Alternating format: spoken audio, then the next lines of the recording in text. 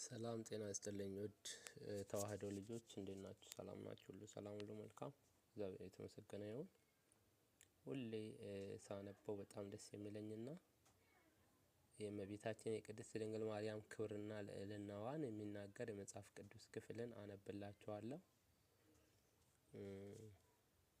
ይሄም ክብሯና ልዕልናዋ በሰዎች ብቻ ሳይሆን በእግዚአብሔር ዘንድ የታወቀ በቅዱሳን መላእክት የተነገረ እንዲሁም በትውልድ ለዘወትር ለዘላለም እየተዘከረ የሚኖር መሆኑን ከመልእክቱ እንደምንረዳ ተስፋ በማድረግ እስቲ ወደዛ ልሂድ። የሉቃስ ወንጌል ምዕራፍ 1 ከቁጥር 27 በስድስተኛ ወር መልአኩ ገብርኤል ከእግዚአብሔር ዘንድ ስሟ ናዝሬት ወደምትባል ወደ አንዲት የገሊላ ከተማ ከዳዊት ወገን ለሚሆን ዮሴፍ ለሚባል ሰው ወደ ታጨችው ወደ አንዲት ድንግል ተላከ። የዚችም ድንግል ስሟ ማርያም ይባል ነበረ። መልአኩም ወደ እርሷ ገብቶ ደስ ያለሽ ጸጋን የተመላሽ ሆይ ደስ ይበልሽ፣ እግዚአብሔር ካንቺ ጋር ነው፣ ከሴቶች ተለይተሽ አንቺ የተባረክሽ ነሽ አላት። እርሷም ባየችው ጊዜ ከአነጋገሩ የተነሳ ደነገጠችና ይህ እንዴት ያለ ሰላምታ ነው ብላ አሰበች። መልአኩም እንዲህ አላት፣ ማርያም ሆይ ከእግዚአብሔር ዘንድ ባለሟልነትን አግኝተሻልና አትፍሪ፣ እነሆ ትጸንሻለሽ፣ ወንድ ልጅም ትወልጃለሽ፣ ስሙንም ኢየሱስ ትይዋለሽ። እርሱም ታላቅ ነው፣ የእግዚአብሔር ልጅ ይባላል። እግዚአብሔር አምላክም የአባቱን የዳዊት ዙፋን ይሰጠዋል፣ ለያዕቆብ ወገን ለዘላለሙ ይነግሣል፣ ለመንግስቱም ፍጻሜ የለውም። ማርያምም መልአኩን ወንድ ሳላውቅ ይህ እንዴት ይሆንልኛል አለችው።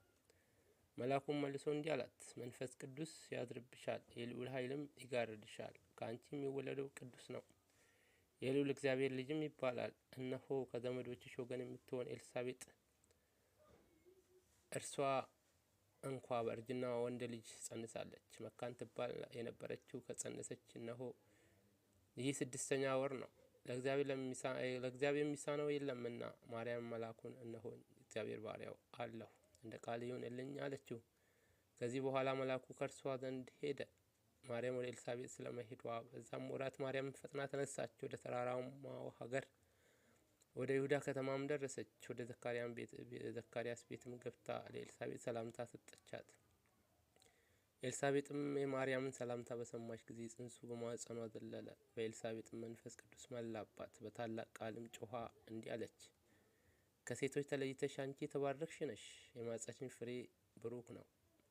የጌታዬ እናት ወደ እኔ ትመጪ ዘንድ እኔ ምንድን ነኝ? እነሆ ሰላምታ ስትሰጪኝ ቃልሽን በሰማው ጊዜ ጽንሱ በማኅፀኔ በደስታ ዘሏልና። ከእግዚአብሔር ዘንድ የነገሩሽ ቃል እንደሚሆን የምታምኚ አንቺ ብፅዕት ነሽ። ማርያምም አለች፣ ሰውነቴ እግዚአብሔርን ታከብረዋለች፣ ልቦናዬም በአምላኬ በመድኃኒቴ ሐሴት ታደርጋለች፣ የባሪያውን ትሕትና ተመልክቷልና። እነሆ ከዛሬ ጀምሮ ትውልድ ሁሉ ብፅዕት ይሉኛል፣ ታላቅ ስራን ሰርቶልኛልና። ስሙም ቅዱስ ነው፣ ይቅርታውም ለሚፈሩት ለልጅ ልጅ ነው።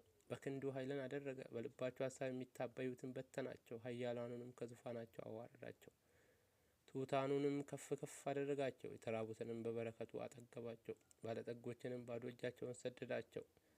ብላቴናውን እስራኤልን ተቀበለው፣ ይቅርታውንም አሰበ፣ ለአባቶቻችን ለአብርሃም ለዘሩም እስከ ዘላለም ድረስ እንደተናገረው።